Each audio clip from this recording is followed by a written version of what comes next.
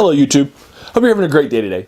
Today I want to talk about one of the third and sort of a final in a sort of a series of three stories that I'm looking at reviewing some older classic works that were published before 1900 in the horror genre that you may not have heard of before. And today's the third one. This is actually going to be my favorite of the three, and we're going to be looking at Robert Chambers's. We're going to be looking at he wrote a collection of short stories called The King in Yellow in 1895, and we're going to be looking at the first of these, Yellow Sign.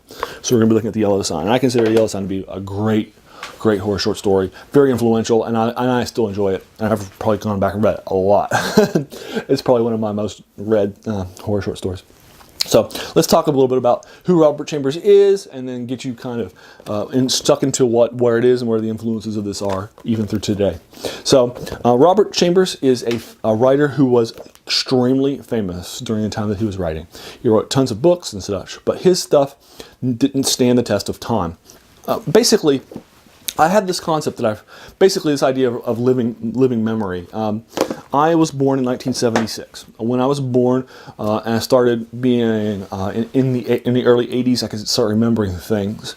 A lot of people told me what it was like to grow up in the Great Depression and in World War II, as well as the 50s and the 60s and the 70s, which I didn't grow up in or remember or live during those eras. So I have this living memory that goes beyond the time that I was alive to the hearing the stories, first-hand accounts and such from all of these people that lived during decades before me, and what that was like during those times growing up in them. But nobody that I knew growing up knew the 1920s or or before the Great Depression or during World War I. They would have been in their 80s or 90s at the time. So I did not hear a lot of these stories about the 1905s, the 1900s, the 1890s, or anything like that. So I don't know anything more about the 1890s or the 1880s than I do about the 1780s or the 1680s or anything like that.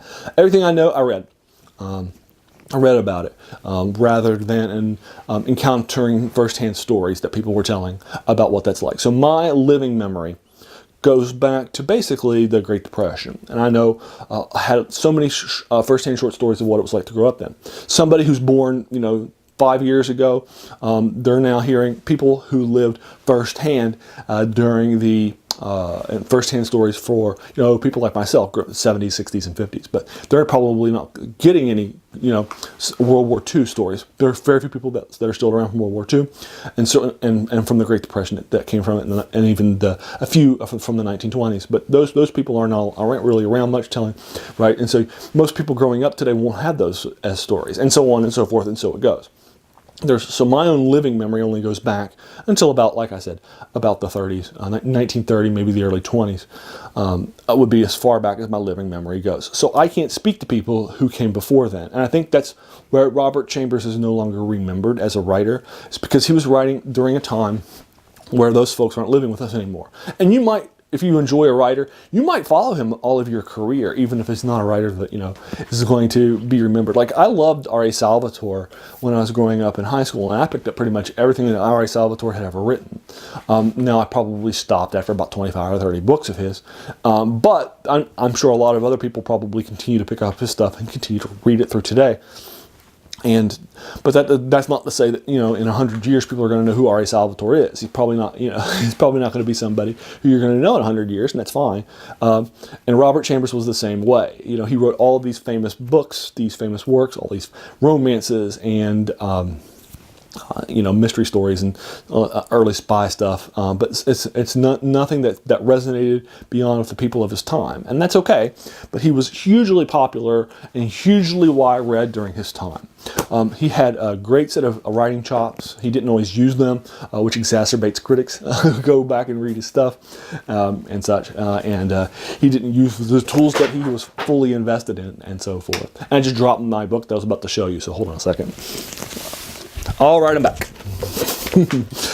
I probably won't edit that out. I'll probably leave that in there because it's just kind of funny, I think. All right, so Robert Chambers And early on in his career, he was writing some horror stuff, and he wrote this seminal work. And this is basically the one thing from Robert Chambers that still exists today. People are still reading today. Is The King in Yellow.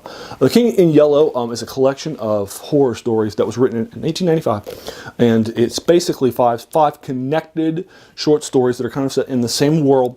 And across these 5 connected short stories, you have this central sort of play called The King in Yellow, that if you read the play, you're going to open yourself up to some madness inside. Now, I came to Robert Chambers after I had read many works by H.P. Lovecraft and other people in the Cthulhu mythos, and then I went back and kind of read them. And his works, particularly the Yellow Sign, which is my favorite of these stories, is incredibly mythos-esque. I mean, he's like, Lovecraft is definitely, you can definitely see where he's taking his stuff from. Everything from Lovecraft's The Necronomicon, which is a book that, much like the King in Yellow's play, is something which will drive, as you realize what's actually happening in the world, will drive you insane. Is a similar thing here. It opens up the doors to bad people doing some things with you. It also plays into my first video of this kind of 3-part series. I'm going to be linking to in the comments below, Ambrose Bierce, which is by Arthur Machen's Great God Pan, where he talks about this. He introduces this concept in that horror short story of knowledge that's best not that we're not really meant to know, and when we know it, once we figured it out, it's going to send us into a bad place. And that kind of a concept is also, you are going to see here. Definitely see on front stage with Robert Chambers' works, as well as later horror writers that came along too. So it's incredibly good and well done. Now, it's also incredibly influential. Here, I'll give you a quick little example. Here is this is a high fantasy novel published in the 80s. This is the 4th in a series of 4 books by Lawrence Watt Evans. This book is called The Book of Silence. It's actually, you probably see him right there. That is The King in Yellow, ladies and gentlemen. The character is so resonant that it shows up in so many different people later on. The King in Yellow, and you're going to see that the character and the concept of this and who he is going to show up in so many different media, novels, stories, video games, movies, comics. There's just going to be so much. This story in particular is going to resonate very, very strongly. So I want to just take a look at it, unpack it for you a little bit. Now, again, my reviews are not going to be spoiler heavy. I don't want to spend a whole lot of time giving you the plots of the story, but suffice it to say that it's pretty short. It's like 15, 16 pages in my collection. It didn't even take me an hour to read it the first time. It certainly isn't taking me an hour to go back and read it. Robert Chambers is great at getting you in and getting you out of the story. He's not going to take your time with a 40 or 50 page short story when he doesn't need to. And this is not a short story that needs to. And you're going to be kind of with this painter who's painting this younger woman as his model, and she comes in and does paintings, and the scenes are going to get slowly creepier with some paint issues that are happening they're going to encounter the book The King in Yellow, decide to read it, and of course the whole thing is going to change, their relationship, the other things that are happening, and so on and so forth. So anyway, and then what ends up happening with them at the end, and then you get out, you move on. So it's like 15, 16 pages long, and it's going to be get you in and get you out. But the mood, the setting, the idea, the model, and the painter of that model is something I think is very good and very interesting. And he sets them up very nicely. There's solid character development of both of those during the story. The mood will start out slightly creepy and eventually get to like full blown in the last couple of pages, which I think is nice. So Robert Chambers builds a mood with his prose, with his language, in a way I think is very masterfully done. And again, this book is basically why people know who this guy is today. And a lot of people are going to call it a classic of horror fiction. Lovecraft himself said of Robert Chambers that he is somebody who had all the gifts, all the talents, knew how to write and so forth, but just didn't do it. He's pretty much going to leave ghost stories and horror in the horror genre behind after he publishes The King in Yellow and moves to more popular and best-selling sort of fiction during that time. He's basically the Danielle Steele of his day, which is fine. It's going to make a lot, but nobody's going to be reading Danielle Steele in 100 years from now. He's basically the Danielle Steele. But this is his set of 5 stories that are going to resonate and still be with us today. And I think that the Yellow Sign, which is the first of those, is my particular favorite of them. And I think it's really, really well done and very strongly done. I think the prose in it is good. I think what ends up happening in the story is good. And it's definitely something that stays with me. And again, it's very much feels like a proto-Lovecraft or a proto-Cthulhu mythos or a proto-horrors from the 20s, 30s, and 40s that's going to come along later on. It's going to really embrace this idea of a book that you read that's going to send you into a bad place, of a knowledge best not known, some dark horror stuff that's going to happen that's more cosmic than, just a stalker or a zombie or a vampire coming at the night. This is darker and deeper and definitely is going to stay with you more. So Robert Chambers actually had that in common with Arthur Machen. One of the things that he also does is he also brings in elements from Ambrose Bierce's story. I actually just did Ambrose Bierce, so I've done this as a 3-part sort of series. I wanted to do kind of a look at some 3 classics works. One of them was by Ambrose Bierce in the 1880s, called Inhabitant of Carcosa, that introduces the Carcosa and Hali, and both of those are actually going to be referenced in Robert Chambers' works that are written about 10 years later. He really enjoyed Bierce and so forth, so he's actually going to take these sort of ideas and concepts from the story An Inhabitant of Carcosa, which was my second part of this kind of 3-part series, and bring them in.